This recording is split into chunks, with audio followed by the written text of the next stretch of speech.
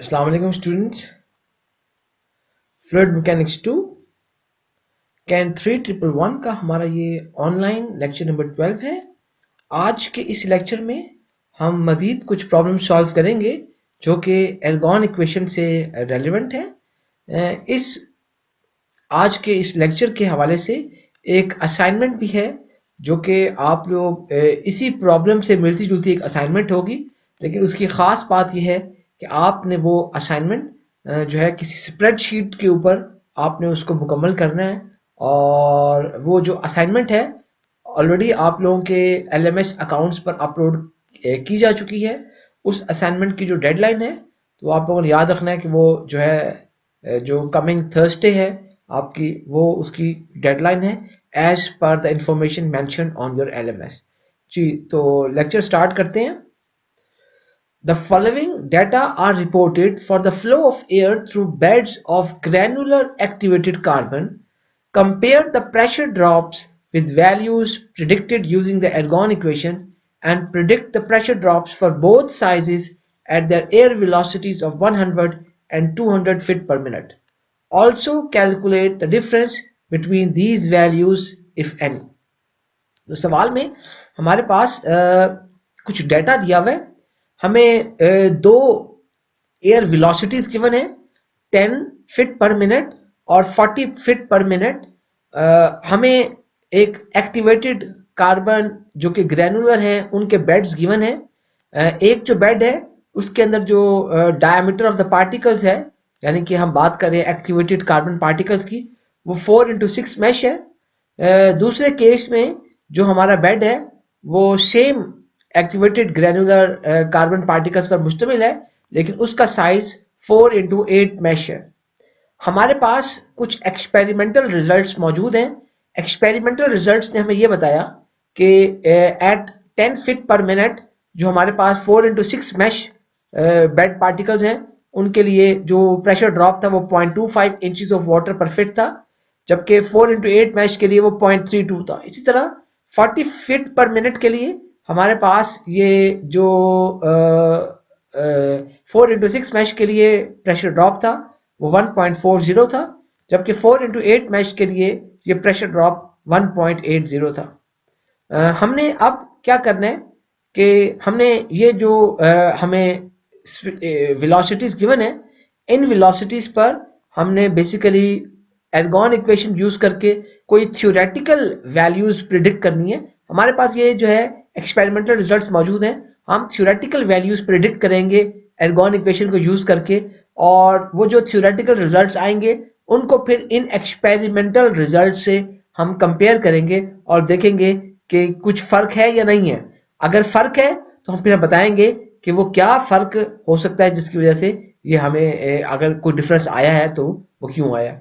इसके साथ साथ हम 100 फीट पर मिनट और 200 फीट पर मिनट की वेलोसिटी पर भी हम ये जो थ्योरेटिकल वैल्यूज होंगी प्रेशर ड्रॉप की एर्गोन इक्वेशन यूज करके उनको हम प्रिडिक्ट करेंगे। सवाल शुरू करते हैं।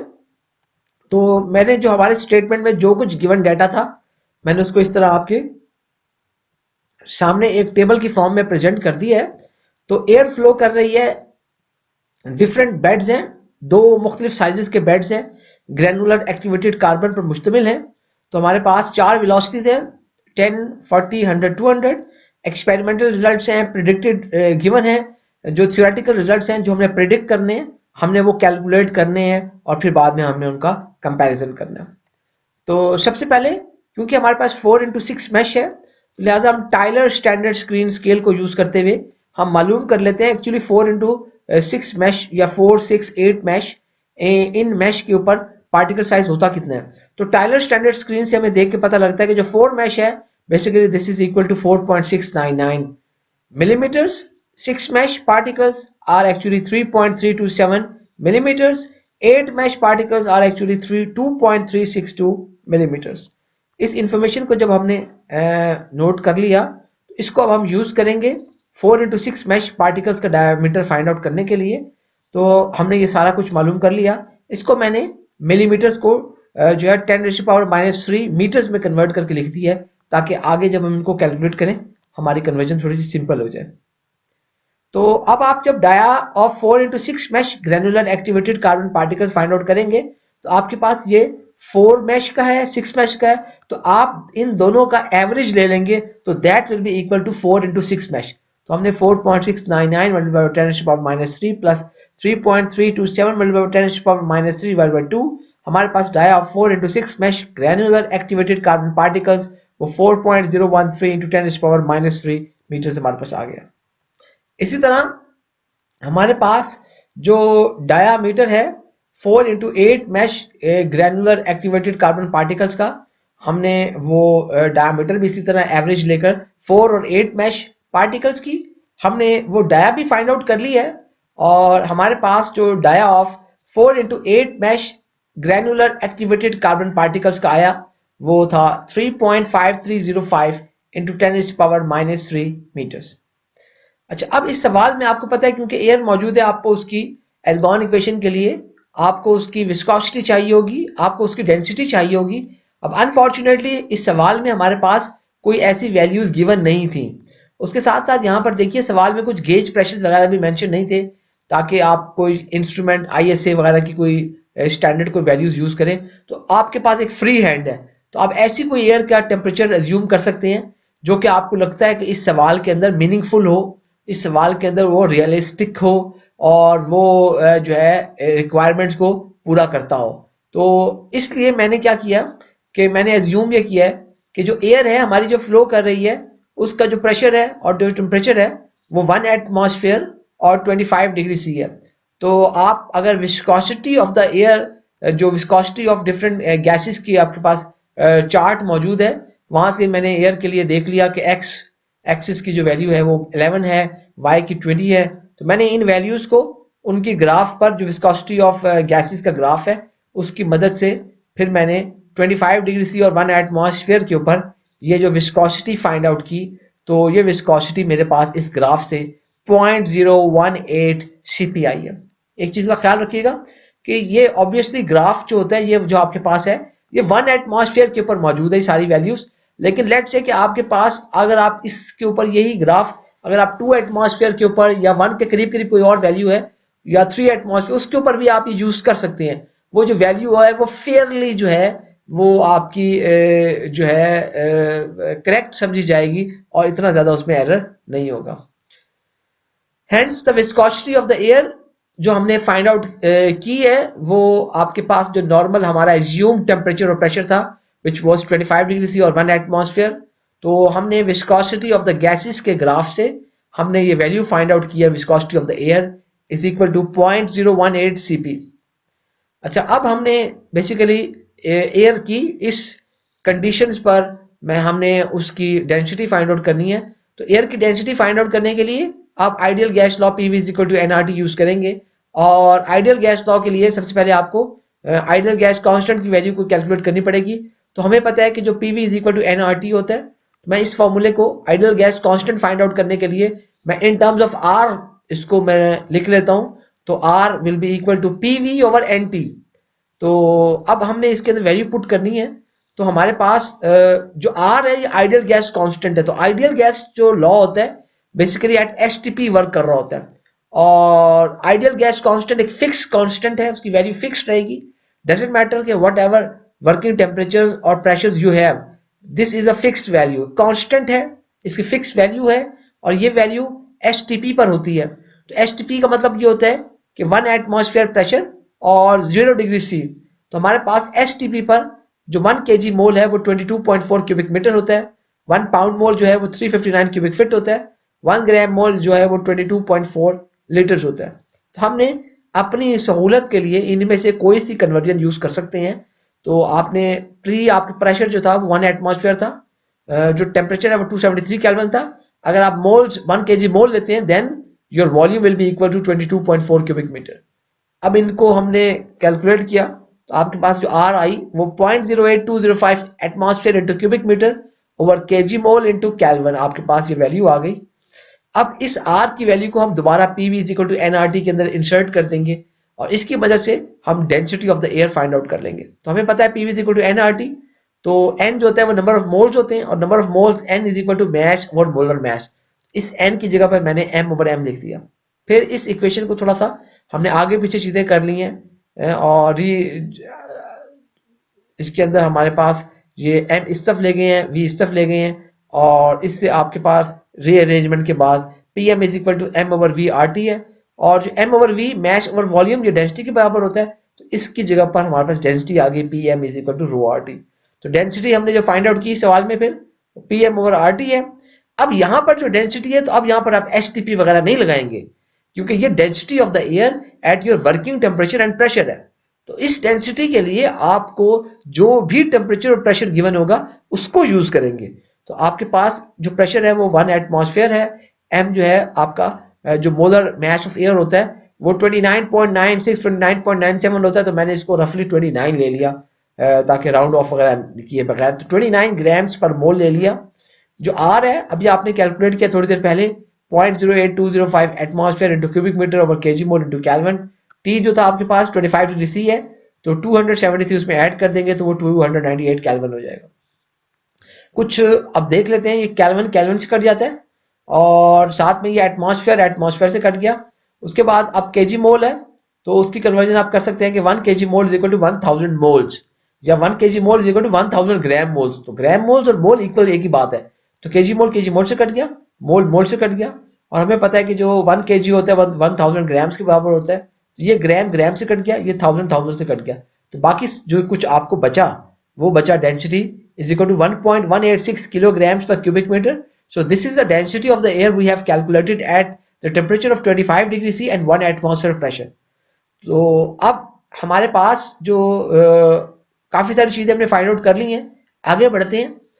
मसला यह है कि हमारे पास जो ग्रैनुलर एक्टिवेटेड कार्बन पार्टिकल्स हैं ये आमतौर पर इरेगुलर होते हैं शेप में, और इसीलिए क्योंकि ये एक्टिवेटेड कार्बन पार्टिकल्स हैं तो अब इसकी हमने क्या स्फेरिसिटी लें, हमें पता नहीं है, स्फेरिसिटी की कोई वैल्यू गिवन नहीं है क्योंकि कार्बन पार्टिकल है। तो अगर आप ये स्फेरिसिटी वाला टेबल देखें यहां पर, स्फेरिसिटी ऑफ मिसलेनियस मटेरियल्स, तो इस टेबल में आप देखें तो कार्बन से जो मिलती जो चीज है वो कोल डस्ट है।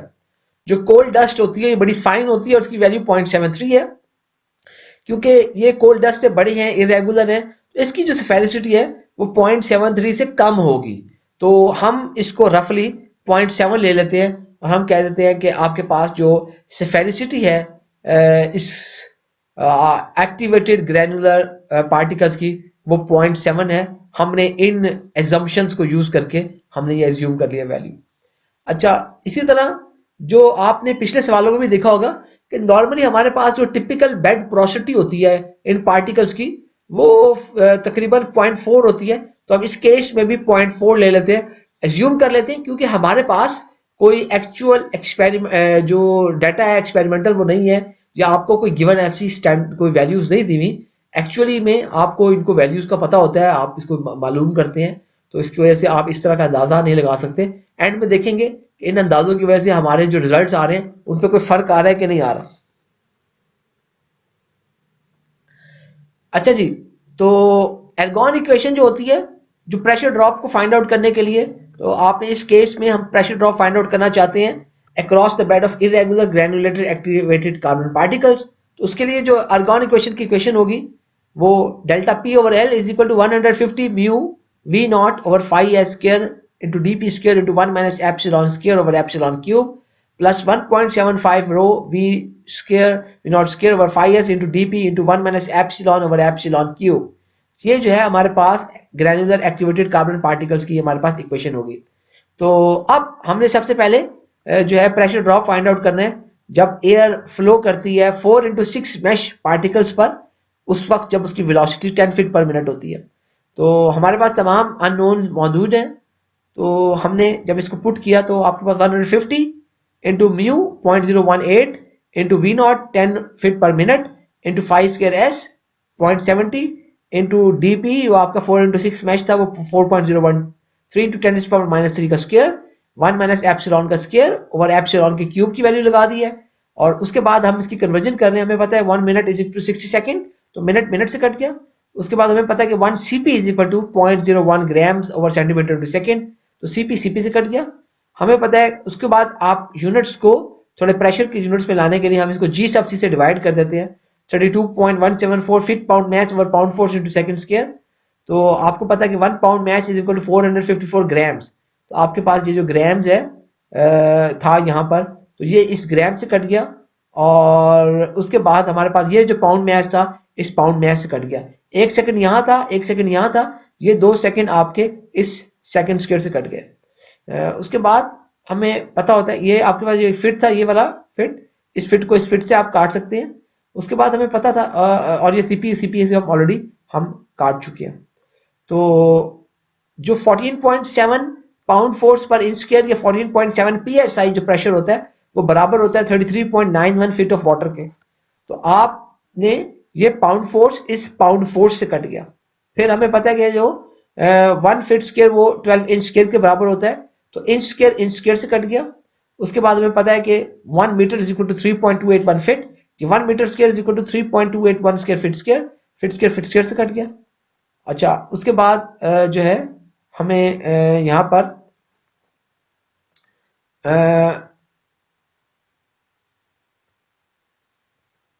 अच्छा उसके बाद हमें यहाँ पर मालूम है कि जो हमारी वैल्यू आती है वो 12 इंचेस ऑफ वाटर की, वो आपके पास जो है 1 फीट ऑफ वाटर की वो 12 इंचेस ऑफ जो है वो वाटर आती है।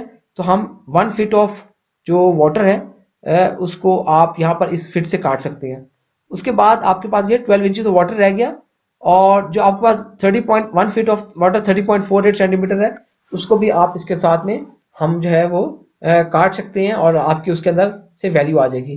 तो आपकी उसके बाद बाकी आ जाएगी अभी। लेकिन मैं इसमें देख रहा हूँ तो मैंने गौर किया कि हमारे पास जो जो वैल्यूज आ रही हैं इन वैल्यूज के अंदर मेरे पास जो है मैंने इसको यहाँ से काटना मुझे याद नहीं रहा, लेकिन ये देखिए ये जो मीटर स्क्वायर है ये मीटर स्क्वायर इस मीटर स्क्वायर से कट रहा है। तो आप लोगों ने इसको मतलब कि घबरा नहीं जाना। तो ये मीटर स्क्वायर इस मीटर स्क्वायर से ये दोनों वैल्यूज काट रही हैं। तो बेसिकली आपकी सारी जो चीज़ें हैं वो कटी हुई हैं। तो इसमें आपके पास अब देखिए अगर आप गौर कीजिए तो इस सवाल के अंदर हमारे पास जो है जो कुछ बच रहा है वो इंचेस ऑफ वाटर और फीट बच रहा है। उसके बाद तमाम यूनिट्स कट गए हैं। तो मैंने यहाँ पर ये मीटर आपको कटा हुआ नहीं दिखाया, लेकिन ये कट गए हैं बिल्कुल। ये मीटर स्क्वायर इस मीटर स्क्वायर से कट जाता है। तो उसके बाद हमने इन सारी चीज़ों को, अगर मैं इसको कंप्यूट इस साइड को, अभी ये आपकी एक साइड है तो एक साइड को जो कंप्यूट करें तो आपके पास 0.1195 इंचेस ऑफ वाटर पर फिट आपके पास ये वैल्यू आती है। जो एर्गोन इक्वेशन की दूसरी साइड है उसको देख लेते हैं। तो 1.75 रो था विच वॉज 1.186 kg पर क्यूबिक मीटर, और वी नॉट स्क्वायर की वैल्यू थी वो जो थी आपके पास वो स्क्वायर है तो 10 square feet square per minute square 5s, और 4 into 6 मैश। उसके बाद 1 minus epsilon over epsilon cube. उसके बाद कन्वर्जन है तो आपको पता है 1 minute is equal to 60 second, 1 minute square is equal to 60 second square, तो मिनट स्क्वायर से कट गया। उसके बाद अगर जी सब सी से डिवाइड कर लें तो 32.174 फीट पाउंड मैच और pound force into second square, ये सेकंड स्क्वायर से कट गया। उसके बाद अगर आप लिखते हैं कि 1 kg is equal to 1000 gram और 454 gram is equal to 1 pound mass, तो ग्राम ग्राम से कट गया, पाउंड मैच से कट गया।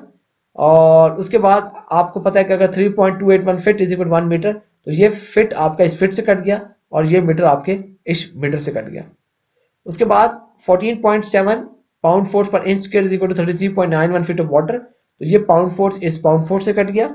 और 1 feet is equal to 12 inch, तो आपके पास 1 feet square is equal to 12 square inch square से कट गया। और 1 metre is equal to 3.281 feet, ये 1 metre square is equal to 3.281 feet square, ये फिट स्क्वायर इस फिट स्क्वायर से कट गया। और उसके बाद अगर आप इसको करते हैं तो हम इस मीटर स्क्वायर को बेसिकली इस क्यूब से हम काट सकते हैं। फिर हमें पता है कि जो 1 मीटर स्क्वायर है बेसिकली वो हम लिख रहे हैं कि 3.81 जो है हमारे पास 3.281 स्क्वायर हमने इसको भी हमने यूज किया है। तो उसके बाद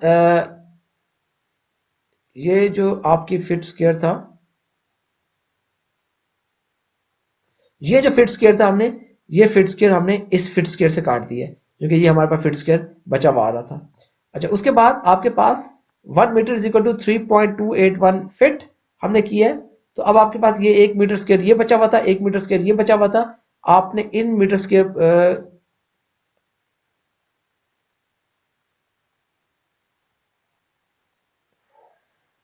इस मीटर को आपने जो है वो बेसिकली इस मीटर से काट दिया और उसके बाद आपके पास जो यहाँ पर मीटर बचे हुए आ रहे थे, एक मीटर यहाँ बचा हुआ था, एक मीटर यहाँ बचा हुआ था, वो आपके इस मीटर स्क्वायर से कट गए। उसके बाद आपके पास जो 1 फीट ऑफ वाटर है वो 12 इंचेस ऑफ वाटर के बराबर है। फीट ऑफ वाटर से काट लिया। हम इसको अगली दफा कैलकुलेट भी कर सकते हैं। देखिए यहाँ पर आपके नीचे देखते हैं कितने मीटर क्यूब है, 3 4 5 और ठीक है जी। डिनोमिनेटर में 5 मीटर है, न्यूमरेटर पे देख लेते हैं कितने मीटर हैं, 2 4 5 सारे कट गए हैं। फिर देख लेते हैं ऊपर न्यूमरेटर पे कितने हैं, 2 3 2 5। डिनोमिनेटर पे देख लेते हैं 1 2 3 2 5 और 1 फीट आपके यूनिट से बचेगा। हमने सारे यूनिट्स काट लिए। तो इसमें स्टूडेंट्स प्लीज मेक श्योर कि आपकी ये जो कन्वर्जन है ये कन्वर्जन सही हो, ताकि आप जो यूनिट्स में कन्वर्ट करें तो इसमें कोई आपको ना हो। इसके इधर तसल्ली कर लीजिएगा, यूनिट्स बिल्कुल सही हैं तो आपको इसमें प्रॉब्लम ना हो। तो आपके पास जब ये भी इसमें से भी सिर्फ इंचेस ऑफ वाटर और परफेक्ट की वैल्यू बचेगी, तो जब आपने इसको कैलकुलेट किया तो 0.021 इंचेस ऑफ वाटर परफेक्ट, तो इनको सम अप किया तो आपके पास जो डेल्टा पी ओवर एल आ गया है वो 0.1413 inches of water per feet. अगर अब आपके पास लेंथ ऑफ द बेड होती तो आप इस लेंथ की जगह ये वैल्यू लिखते तो आपके पास ये इंचेस ऑफ वाटर प्रेशर के यूनिट में कोई ये वैल्यू आ जाती। तो अब हम इसी सारे प्रोसेस को हम ये रिपीट करेंगे। बेसिकली इंडिविजुअल कैलकुलेशन करने के बजाय हम अब चाहते हैं कि हमें जो V naught at 10 feet per minute पर आपको 4 इंटू 6 जो जिस तरह मैश की हमने निकाली है तो 4 इंटू 8 मैश के लिए भी पता लग जाए। तो 4 इंटू 8 मैश होता है 3.5305 इंटू 10⁻³ तो मैं उसमें क्या करूंगा कि सिर्फ मैंने यहाँ पर जहाँ पे 4 इंटू 8 मैच था बाकी 10 फीट ही रहने दिया और इसकी जगह पर ये 4 इंटू 6 मैच था तो मैंने यहाँ पर 4 इंटू 8 मैच की मैंने वैल्यू लिख दी। तो जब मैंने 4 इंटू 8 मैच की मैंने इसकी वैल्यू लिखी तो मेरे लिए आसान हो गया। उसके बाद मैंने इसको जो है सवाल को हल कर लिया तो मेरे पास यहाँ पर delta P over L is equal to 0.1792 inches of water per feet आ गया। तो इस तरीके से मैं तमाम अननोन फाइंड आउट कर लूंगा और मेरे पास इस तरह का एक टेबल मैं उसको बना लूंगा तमाम वैल्यूज फाइंड आउट करने का। मस्टर मैंने यहाँ पे लिख दिया कि ये आपके पास एक्सपेरिमेंटल रिजल्ट थे 0.25 1.40 एट 10 और 40 ये गिवन थी। जो हमने थ्योरेटिकल रिजल्ट्स कैलकुलेट किए हैं at 10 feet per minute we have calculated the theoretical pressure drop value of 1.1413 at 40 feet per minute we have calculated the theoretical pressure drop equaling 0.8277. Similarly for 4 into 8 mesh particles these values were given। हमारे पास ये जो experimental results से given थे what we have predicted or theoretically calculated, the theoretical calculated values using the Argonne equation have now been calculated and these values at 10 feet per minute were 0.1792 and at 40 feet per minute were 1.0152। इसी तरह हमने 100 और 200 feet per minute पर भी हम लोगों ने जो है डेल्टा टी पी की वैल्यू एट 4 इंटू 6 मैश और at 4 into 8 mesh find out कर लिया है और बाद में हमने इनका इसका परसेंटेज डिफरेंस भी निकाल लिया है। तो परसेंटेज डिफरेंस निकालने के लिए अगर ये x1 है और ये x2 है तो x1 minus x2 divided by x1 plus x2 divided by 2 into 100। तो आपके पास जो 4 इंटू 6 मैश के लिए at 10 feet per minute the difference was 55.56%.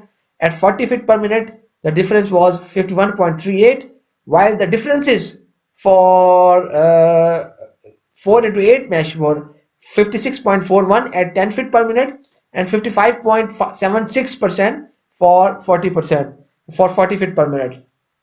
तो बेसिकली अगर आप ये गौर करें तो जो प्रिडिक्टेड हमारे थ्योरेटिकल जो प्रेशर ड्रॉप्स हमने कैलकुलेट किए हैं एर्गोन इक्वेशन की मदद से, these values are around 50 to 56% less than the experimental results। तो ये बहुत ज्यादा पॉसिबल है कि हमने जो इतनी ज्यादा assumptions की थी, मसलन हमने phi s की जो वैल्यू assume की है, हमने एप्सिलॉन की जो वैल्यू assume की है, तो ये आपके पास बेसिकली ये एक्चुअली में इससे भी कम होनी चाहिए ये वैल्यूज। हमने जो है थोड़ी ज्यादा ये वैल्यूज एज्यूम कर ली हैं और इसी तरह ये पॉसिबल है कि जो हमने डीपी जो एवरेज लिया है हमने इनको 4 और इंटू 6 मैश का, हो सकता है कि इसका जो डायमीटर एक्चुअल डायमीटर है it is even further smaller. So that's why we have calculated around somewhat less values. So this was our problem number 6 और लेक्चर नंबर हमारा जो 12 था। तो इसके हवाले से मैंने एक आपको एक असाइनमेंट दी है, तो प्लीज उस असाइनमेंट को सॉल्व करने के लिए आपने पेपर वर्क इस तरह का नहीं करना। जस्ट आप एक्सेल के ऊपर किसी स्प्रेडशीट को कोई और भी यूज करके आप इस प्रॉब्लम को जब सॉल्व करेंगे, and then you will draw the graph between the pressure drop and also the pressure drops and for the air velocities. तो उसके अंदर मैंने आपको एयर नहीं दी, CO2 दी है।